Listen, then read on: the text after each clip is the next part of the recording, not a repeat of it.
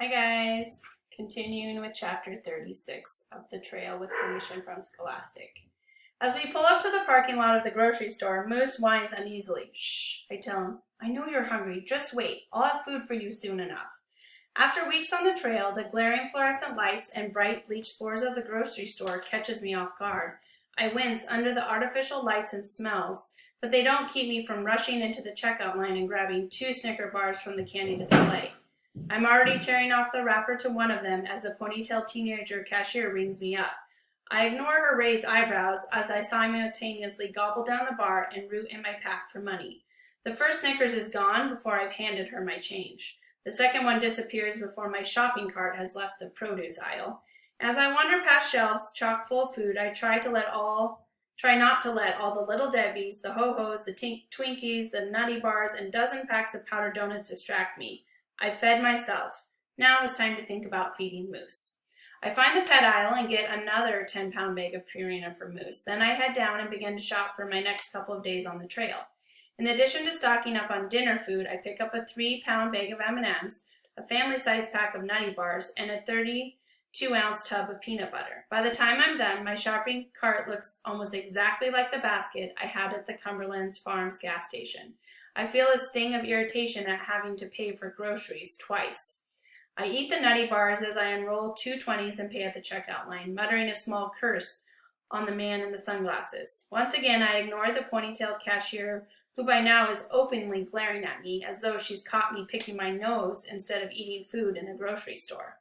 I tuck everything into the empty spaces of my pack and cinch the hood closed, and as I put my remaining dollar bills back in the Ziploc, I pause for a second to count it. I have $82 left. I gulp. That's enough for 2 more resupplies, 3 if I really skimp. I'm going to have to be careful about spending money from now on. Maybe I should have kept that 67 cents at the last grocery store. It could have bought me most of a Snickers bar. As I'm looking down at the last of my money, wild barking erupts from the parking lot. I know that sound. I drop everything and rush out the sliding glass doors into the hot summer air. Someone is climbing into the cab of the red truck. He is tall and stocky, with a pockmarked face and a half-smoked cigarette dangling from his mouth. A wide, saggy beer gut hangs over his thick silver belt buckle. "Buster!" he shouts. "Shut up, Buster!" Moose is backed up and crouched behind the wheel well. His claws scramble against the plastic of the truck bed as he tries to mash himself into a tiny ball as far away from as he can get from the man. "Stop scaring him." I've reached the truck. I put my hands on one side and a foot on the wheel to hoist myself up. I get halfway up when my arms give out on me. I tumble backward onto the parking lot. My hands hit the asphalt and I cry out as twin jolts of pain run up my wrists. From the top of the truck bed, the man looms up, at least a foot taller than me. He looks big and mean. A sausage-sized fingers clench into a massive hairy fist. "Look here, boy," he says. His voice is ugly. "Buster here is mine. I don't know what you're doing with him, but you have no right to tell me how to talk to my own dog. He's not your dog." The words escape my mouth before I can stop them. "I found him in the woods miles from here. I fed him, bathed him, took care of him. He's with me."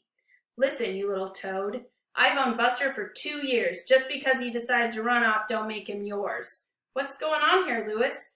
Jim had returned with a shopping cart full of groceries. "Boy's trying to steal my dog, that's what," shouts Lewis. "And what's he doing in the back of your truck?" "Dad, what's going on?" Sadie has come out. She is holding a gallon of milk in one hand and a bag of potatoes in the other. "Sadie, get back in the store," Jim says. "Lewis, what are you doing in my truck?" Lewis draws to his full height. "I'm getting my dog back." He reaches down and grabs Moose. Moose howls miserably. "Lewis, calm yourself." Jim let go of the shopping cart and has both of his hands up. "Don't tell me to calm down, Jim. I'm taking Buster back to the farm. You and this little hippie runt had better not try to stop me." Lewis jumps down from the cab, his arm crushing Moose's bruised side. "Let him go!" I scream. Lewis is twice as big as I am, but I don't care. I rush at him. With a short, ugly laugh, he shoves me, and I hit the tar parking lot hard. By the time I'm back on my feet, Lewis is striding over to a rusty Ford pickup and tosses Moose inside. He climbs into the driver's seat and guns the engine. Tires squeal as he peels out of the parking lot road lot and down the road. Hey, I'm sorry. Sadie has ignored her father and is right beside me. She puts her grocery down and pats my shoulder uncertainly. My pack suddenly becomes 1,000,000 pounds. I stagger against the tailgate and rest it against the bumper. I close my eyes and let fury and hatred mix all up in the pit of my stomach. When I open them, I know what to do. I've got to get him back, I say. Jim begins piling the groceries into the back of the truck. That's not a good idea. Lewis has a bad streak. He won't take lightly to having Buster stolen. He ran away for a reason. I'm already trying to figure out a game plan. When I find him, he was in horrible shape. He was starving. His hair was tangled and dirty. Part of it might have been from being on the trail, but he did not have a good owner to begin with. He's right, Dad. Sadie lifts the potatoes and the milk into the cab. Everyone in town knows that Lewis treats Buster like dirt.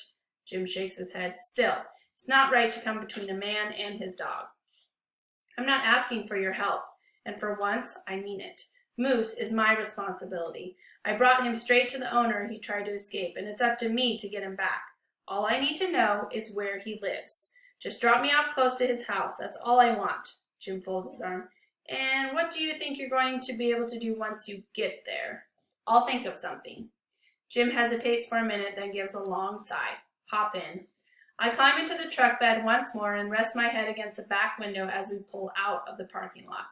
My brain is buzzing with a bazillion ways to rescue Moose. I have visions of scoping out Lewis's house and returning in the middle of night to free Moose from being chained to a doghouse or tree in the backyard, calling to him through the window and having him break free of Lewis to be with me. The truck slows to a crawl, then stops on a familiar piece of road. Hey, this is where you picked me up, I yell through the window. Jim rolls down the window and sticks out his head. That's right, you get going now. There ain't nothing you can do for that dog. I wait for a wave of helplessness to wash over me like it has so many times before.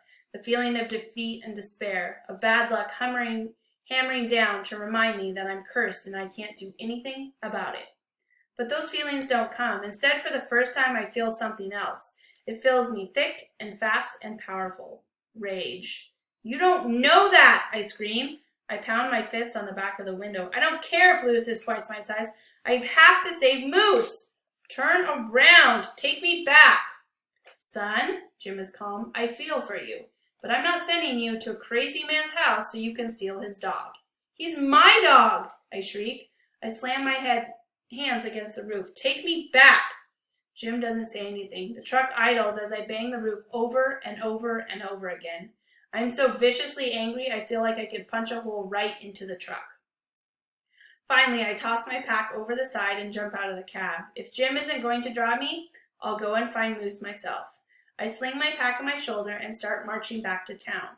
The truck pulls alongside me. Kid, Jim says. I don't look at him. I keep my eyes on the road. Kid, turn back. I'm going to turn you into the police station. You're going to get yourself killed if you go get that dog. I ain't going to be responsible for that. I stop. If I get turned in, I lose everything. Moose, the trail, my promise to Lucas. Everything. My hands rise to my face and my fingernails bury themselves into my temples. I scream so loudly that a flock of birds rise from the trees and fly off in panic. I turn around, away from town, away from Moose, and away from my chance of saving him. Good luck with your hike, kid, Jim says. Sadie doesn't look at me. She's busy scribbling away on a piece of paper. Thanks for the ride, I say sarcastically. As the Toyota drives away, a crumpled scrap of paper falls out of the passenger side window. I go over to pick it up. I tuck it into the Ziploc bag with my matches and the list and stuff in it into the side of my pack. It'll be a good starter for the next time I have a fire or feel like burning down the forest.